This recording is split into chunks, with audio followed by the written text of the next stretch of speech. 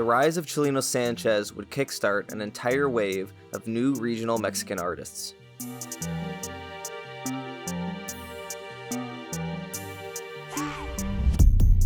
Chalino's style and swagger left an undeniable impression on the Mexican youth of Southern California. LA swap meets like the Paramount swap meet provided the opportunity for Sanchez to reach an entirely new audience. Lupe Rivera, the son of Pedro Rivera, recalls a story from 1992 when word of Chalino's death spread to the Paramount swap meet. Lupe was selling cassettes when a lady approached and asked to buy every Chalino tape he had. Little would Rivera know that one of the artists to rise out of this wave likely bought a cassette from him at that very swap meet, and would go on to record his first album of Narcocorridos only 3 years later. In a tragic twist of fate, Saul Viera's career would mirror that of his idol Chalino in more ways than one. Some say that the story of musicians who perform narcocorridos is one that is written before it begins. Fame, jealousy, and infamy.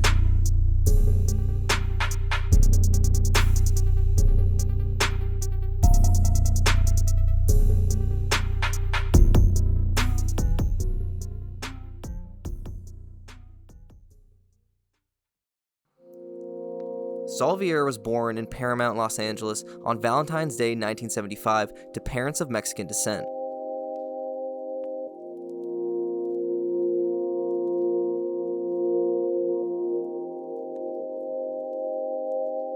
His father, Luis Segovia Viera, hailed from Guajicori, Nayarit, Mexico, and carried his roots closely with him to Southern California.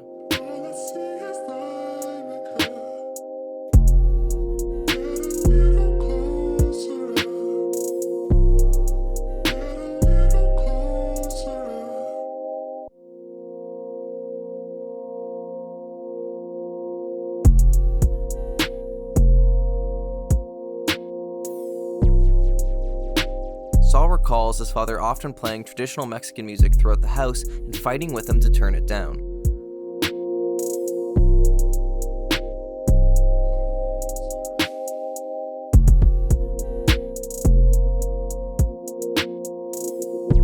As a youth, Saul listened primarily to rap music and admired the stories from nearby South Central Los Angeles. To Saul, the songs of drug dealing, violence, and danger were more than just music. They were essentially his real life.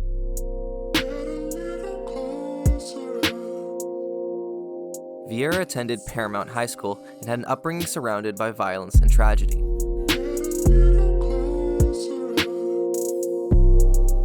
During his freshman year of high school, local news clippings paint a picture of an area marred by loss and stolen youth. The summer of '89 saw a senior from Saul's high school pass away in a hit and run. A Mexican restaurant across the street from Paramount High School made headlines that same summer for becoming a hotspot of murder and gang violence, accumulating 48 criminal complaints between 1987 to 1989. His sophomore year would tragically be no different. One of Viera's classmates was arrested for murdering his own 7-year-old sister.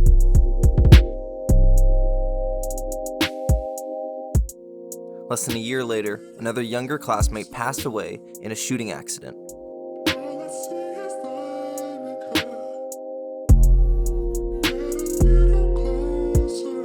During his senior year, he would lose another 2 classmates due to senseless acts of violence. Clark was a star athlete senior who died in the midst of a robbery over a Walkman.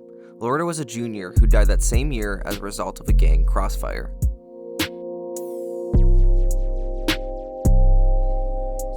Saul was a dedicated student and member of the Latino Club.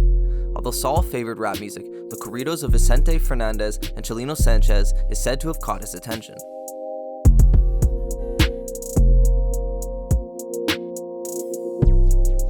He was quoted as saying at first, "When Chalino came out, no one really liked him. Myself, I was like, where the hell did you get that guy?" But then you pay attention to what he's saying and you start liking him. It's like gangster music about people getting shot, battles with police, and growing marijuana.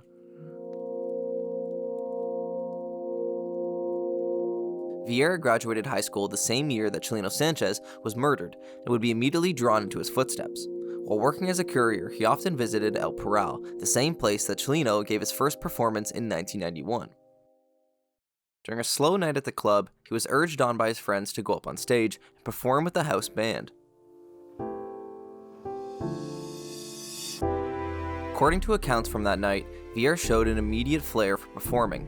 He managed to impress one listener in particular, the owner of El Parral, Abel Orozco. Abel was looking for the next Chalino, and the rawness of Saul's voice caught his attention. Viera would be recording his first studio album in less than a month. And 3 more later that year.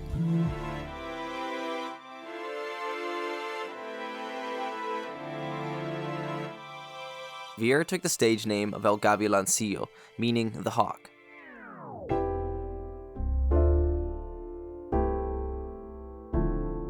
His image closely resembled his idol Chalino, frequently posing with his truck and his pistol.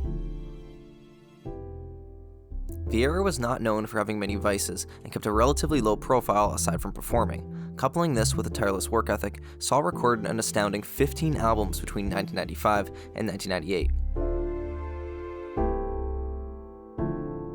Viera became a mainstay at El Parral and soon saw his singles Dear Friend and The Dahlia Flower gain immediate radio play. Although his narcocorridos were relatively popular, Viera's love songs would be the ones that would become commercial hits. Although he was rumored to have been a known ladies' man, Viera had 2 children with his fiancée before the age of 23. An excerpt from a '98 LA Weekly article titled "Sing Now, Die Later" hints that Viera had a scrapbook full of women's photographs that he had been with, and that he had in fact had children by 3 of them. It's perhaps this very reason why Viera's story would reach an abrupt conclusion, and his career would be 2 years shorter than the career of his idol, Chalino Sanchez.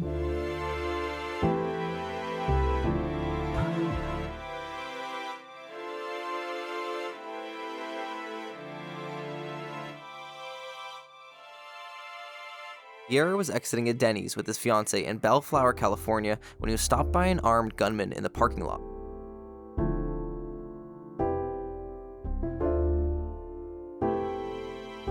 It was reported that the gunman and Viera exchanged a few words before several pistol rounds were fired at the 23-year-old musician. Viera would succumb to internal injuries and was reported as deceased at the nearby hospital.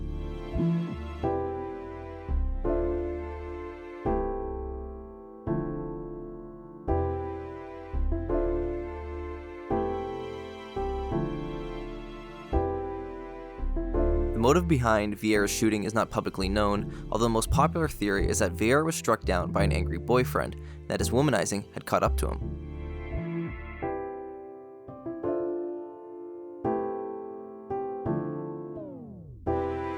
Unlike his idol Chalino and many of those from the genre, death would not bring a new level of stardom to Viera.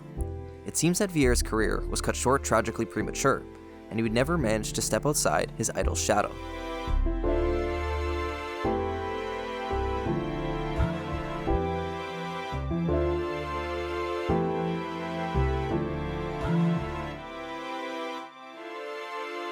Viera's passing at the age of 23 marks one of the youngest departures of a narcocorrido musician, and one that begs a few questions. How fondly would a Viera been remembered had he lived to even 27? With 16 albums recorded and only a 3-year career, it is possible that if Viera was given more time, he would have established a sound more unique to his own and experienced larger mainstream success, instead of being referred as another little Chalino.